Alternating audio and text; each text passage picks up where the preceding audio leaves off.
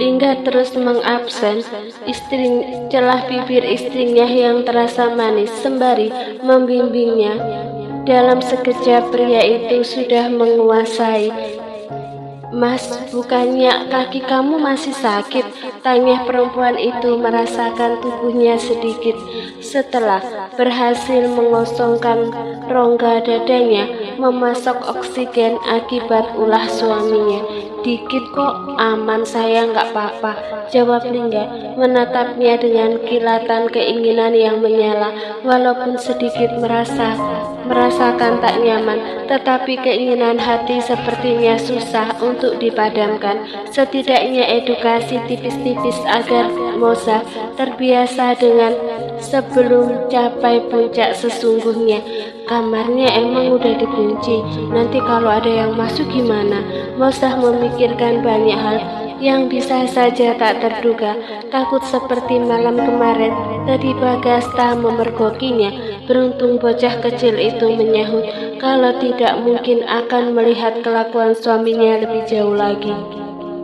"Apes, mungkin bisa jadi," sautnya terkekeh sendiri. Gemas sekali menatap istrinya yang sedari tadi bicara.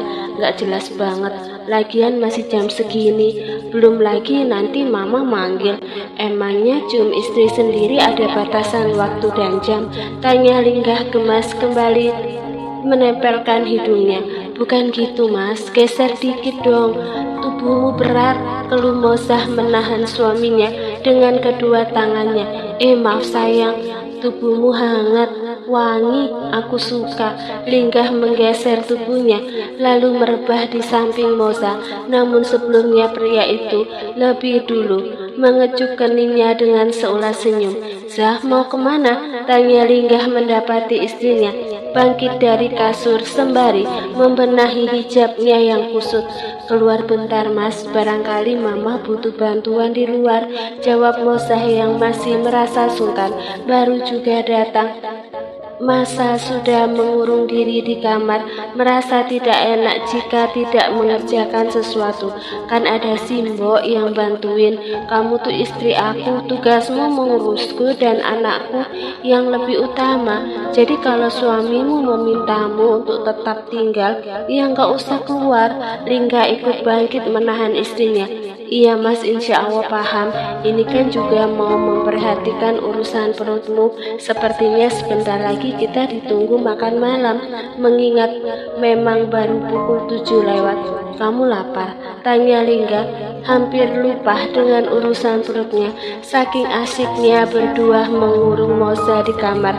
"Dikit, kamu nggak ya?" Moza sebenarnya malu, bukan maksud menghindar, tetapi memang belum makan malam. "Lapar kok, cuma lebih tertarik makan kamu. Gimana dong? Nanti malam deh aku habisin," kata pria itu dengan senyuman tersirat menyungging penuh arti.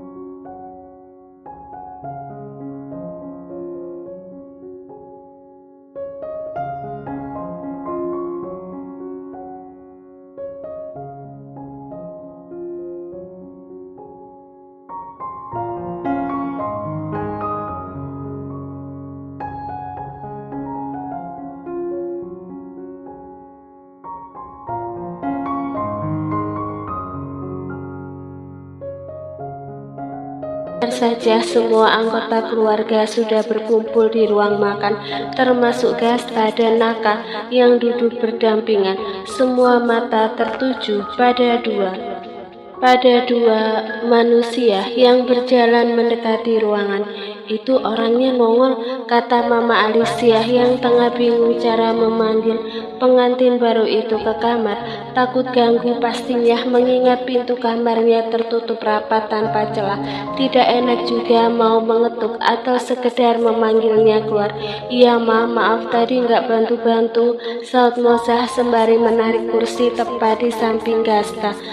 "Kak, geser," ujar Lingga, meminta tempat Naka agar dekat dengan putranya.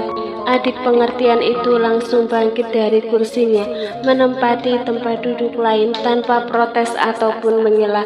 Sudah ngumpul semua, ayo kita mulai makan. Bu Alicia lebih dulu mengisi piring suaminya, disusul Nakah yang mengambil untuk dirinya sendiri.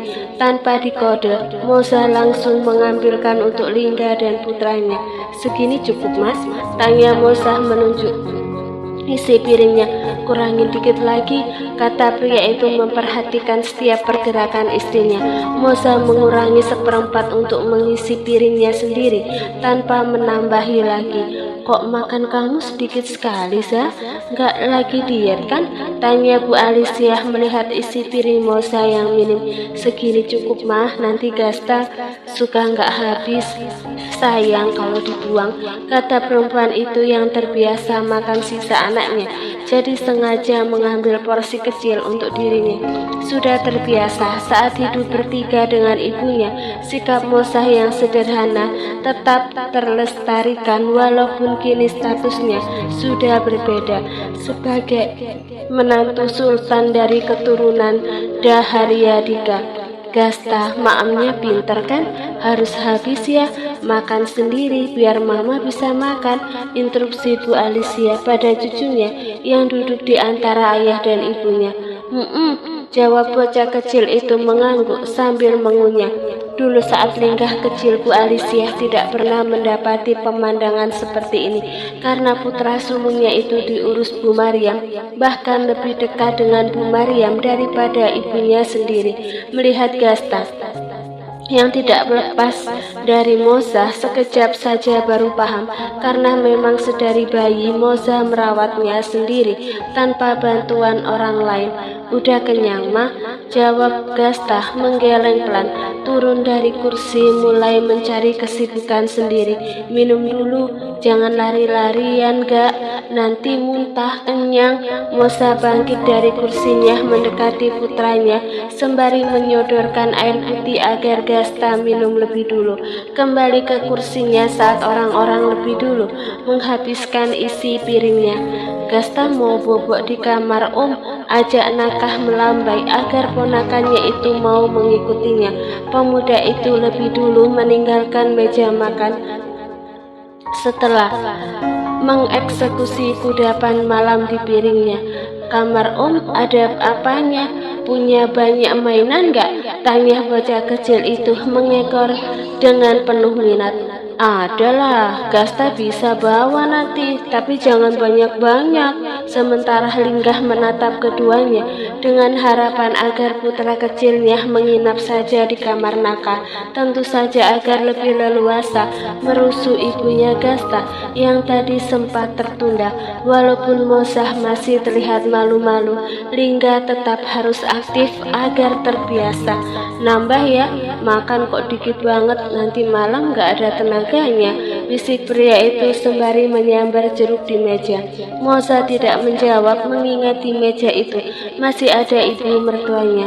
Mama tinggal dulu ya, ini gak usah diberesin, biar nanti diberesin Simbok. Makan yang banyak, Za, ucap Bu Alicia lalu beranjak meninggalkan ruang makan.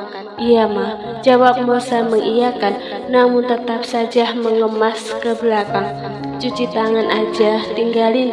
Udah ayo, biarin nanti diberesin. Linggah ikut andil melihat istrinya masih saja sibuk, padahal sudah diperingatkan. Moza yang tidak terbiasa meninggalkan piring bekas makannya sendiri merasa ada yang tidak nyaman. Perempuan itu pun mencuci tangan sembari mencuci bekas miliknya saja, baru menyudahi karena suaminya sudah menunggu tanpa mau beranjak. Maaf Mas, jadi nungguin, jangan cemberut gitu kan udah nurut ini. Kamu tuh di sini istri aku, jangan mengerjakan yang bukan tugas kamu.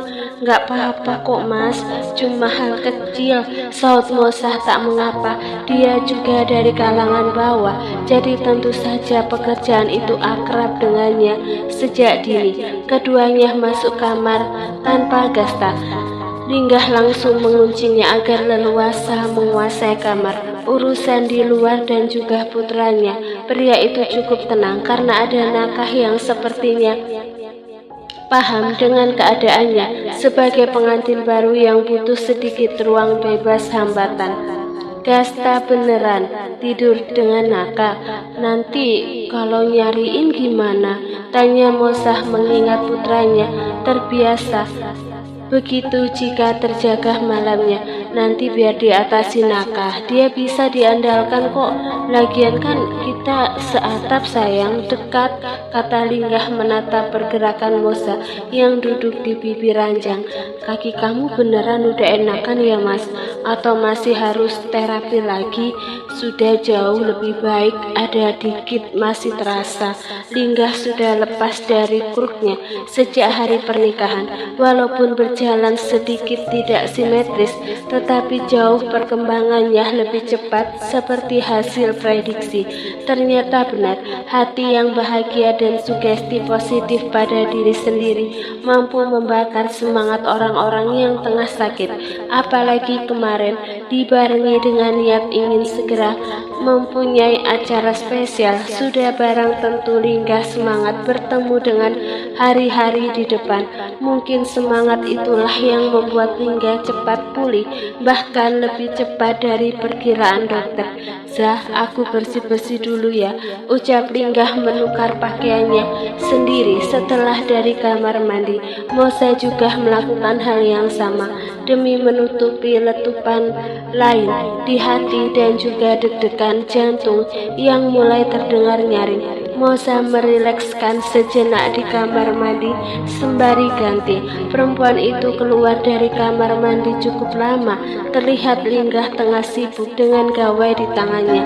Pria itu langsung menyinggahi MacBook-nya begitu Mosa mendekat. Sini sayang, kata pria itu menyambut dengan senyuman, menarik tangan Mosa agar lebih dekat. Hijabnya dilepas sayang, kan mau tidur, kata pria itu menatap dengan senyuman. Iya mas, jawab Mosa menampilkan rambutnya yang legam, tergerai indah menawan pesona seorang Linggah dan Nendra. Cantik, Masya Allah. Tabarakallah, cantik banget mamanya Gasta, puji Linggah sembari mengelus kepalanya dengan lembut. Jarak mereka begitu dekat, hanya beberapa senti saja. Dalam sekejap tentu paham maksud dari keadaan ini. Linggah kembali menyapanya dengan begitu lembut. Kecupan yang awalnya pelan berubah semakin menuntut, semakin dalam. Tangannya mulai mencari kesibukan lainnya, membuat tubuh Mosa merespon dengan sedikit berbeda. Mosa merinding disertai ringisan kecil saat merasakan suaminya. Rambutnya terurai berantakan, hijabnya lenyap, entah lenyap kemana. Linggah tadi menaruhnya begitu saja. Kenapa sayang? Tanya Linggah sedikit memberi jarak saat merasakan Mosa menegang dengan tatapan kebingungan. Aku takut mas, kata perempuan itu lirih. Kedua tangannya tanpa sadar mencengkeram kuat Linggah yang begitu terasa. Mosa sepertinya masih menyimpan rasa takut atas sikapnya. Jangan nangis, aku gak akan maksa kok. Iya, kita pelan saja menuju ke sana. Bujuk Linggah buyar, sudah melihat mata istrinya berkaca-kaca seperti kebingungan. Entahlah, Mosa mendadak mengingat sekelebat bayangan masa lalu yang begitu mengerikan. Bahkan ia sampai sakit setelahnya, merasakan tubuhnya tak enak semua. Biar bagaimanapun, yang pertama itu rasanya pasti sakit, apalagi dilakukan dengan brutal, pasti sakit luar biasa.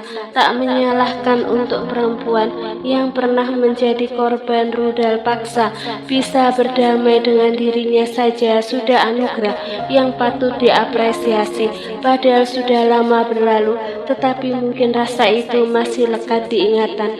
Maaf mas, maafin aku, ucap Mosa menangis begitu saja, mendadak kacau dengan perasaannya. Dia sudah berusaha, tetapi saat Linggah menyentuhnya makin dalam, Mosa seperti terlempar ke masa lalu.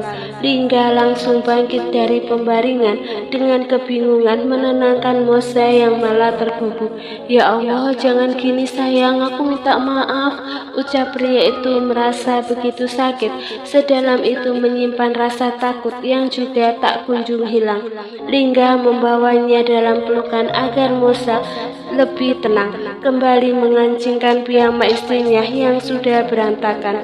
"Kamu gak marah?" tanya Mosa merasa payah. Jujur ia takut mengingat rasanya yang begitu sakit setelahnya. Mosa ingat betul sampai berhari-hari dia hampir kesulitan untuk berjalan dengan benar. Rupanya itu begitu membekas daripada hanya sekedar mengeluarkan gasta dari jalan yang sama. Lingga menggeleng, kembali memeluknya dengan hangat. Keinginan hati yang sempat membumbung berganti dengan rasa iba. Pria itu dapat mengontrol sikapnya dengan baik. Walau jujur ia begitu penasaran dengan rasa yang sesungguhnya setelah yang pertama dan hampir tidak akan pernah lupa. "Sudah, jangan memikirkan apapun.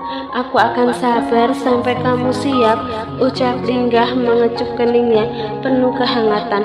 "Pelan-pelan, anggap saja pacaran dulu, step by step agar Mosa juga terbiasa dengan kehadirannya dan sentuhannya." Lingga yang memulai, Lingga juga yang harus menyembuhkan trauma Mosa agar benar-benar sirna. "Jangan menatapku seperti itu." "Tidak mengapa, tidurlah," kata pria itu lembut. Mosa mengangguk lalu membalas pelukan hangat suaminya, mengusap pelan di dadanya sebagai sandaran pipinya, mencari kedamaian di sisa malamnya. "Terima kasih Mas, masih sabar dan mau ngertiin aku." Batin Mosa merasa lega, semakin menguasai kepalanya di dada bidangnya, mencari kenyamanan di sana. Lingga kembali mengecup puncak kepalanya dalam dekapan. Walaupun malam ini hanya ada pelukan hangat, rasanya begitu bahagia bisa sedekat ini menenangkan Mosa dalam genggamannya. Dia hanya perlu sedikit bersabar agar Mosa terbiasa dan semakin yakin. Mungkin besok Lingga akan memulai pelajaran dengan bahasa tubuh yang lebih hangat dan care tanpa menuntut lebih dulu atau gerusa-gerusu. "Tidur sayang," kata Lingga mendapati Mosa masih menggerakkan tubuhnya. "Kamu juga, apakah kita akan seperti ini sampai pagi?" tanya Mosa masih dalam posisi yang sama. Iya, kenapa tidak? Apapun akan aku lakukan agar kamu merasa nyaman," ucap Lingga penuh kehangatan. "Terima kasih Mas, aku minta maaf. Malam ini mengacaukan semuanya." "Enggak," Lingga menggeleng. Justru ia takut Mosa akan semakin tidak nyaman saat dirinya memaksa. Masih banyak hari esok dan malam yang akan mereka lewati bersama. Sabar sedikit lagi agar hasilnya makin terasa memuaskan. Rasanya Mosa merasa sangat bersalah melihat Lingga masih memperlakukan dirinya dengan begitu lembut. Berharap perempuan itu lekas berdamai dan berani mencoba apa yang sudah menjadi kewajibannya.